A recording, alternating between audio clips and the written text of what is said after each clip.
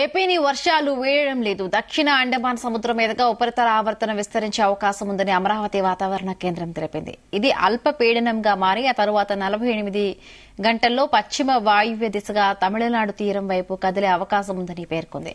ఆదివారం అక్కడక్కడ తేలికపాటి వానలకు అవకాశం ఉందని, సోమవారం ప్రకాశం, నెల్లూరు, రాయలసీమ జిల్లాలో అక్కడక్కడ మోస్తరు నుండి భారీ వర్షాలు కురిసే అవకాశం ఉందని తెలిపింది. మంగళవారం కోస్తా, రాయలసీమలో విస్తారంగా మోస్తరు వర్షాలు, చెదురుమదురుగా భారీ వర్షాలు కురిసే అవకాశం ఉందని వివరించింది.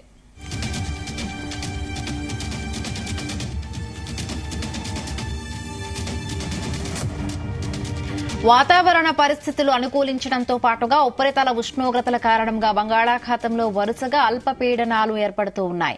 ఈ నెల 7న ఒకటి ఏర్పడగా అది తీవ్ర అల్పపీడనంగా బలపడింది. దీని ప్రభావంతో తమిళనాడుతో పాటుగా ఏపీలో వానలు పడ్డాయి. ఉమ్మడి నెల్లూరు, చిత్తూరు జిల్లాలను భారీ వర్షాలు ముంచెత్తాయి. మరొకవైపు 17న అండమాన్ పరిసరాల్లో మరొక అల్పపీడనం ఏర్పడవచ్చని అన్నారు. అయితే ఈ నెలాఖరు వరకు రాష్ట్ర వ్యాప్తంగా విస్తారంగా వర్షాలు పడే అవకాశం ఉందని చెబుతున్నారు.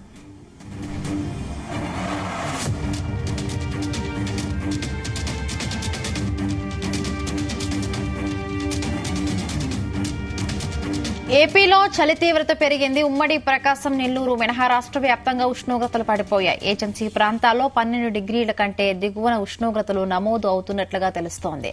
శ్రీకాకుళం, విజయనగరం, విశాఖపట్నం, చిత్తూరు, అనంతపురం, కర్నూలు జిల్లాల్లో కూడా చలి తీవ్రత కనిపిస్తోంది. చలి, పొగమంచు దెబ్బకు ఏజెన్సీ ప్రజలు వణికిపోతూ ఉన్నారు. తెల్లవారుజాము నుండే ఉదయం 9:30 గంటల వరకు ఏజెన్సీలో పొగమంచు కమ్మేస్తోంది. మరీ దారుణంగా సాయంత్రం 3-4 గంటల నుండి చలి ప్రభావం కనిపిస్తోందంటున్నారు.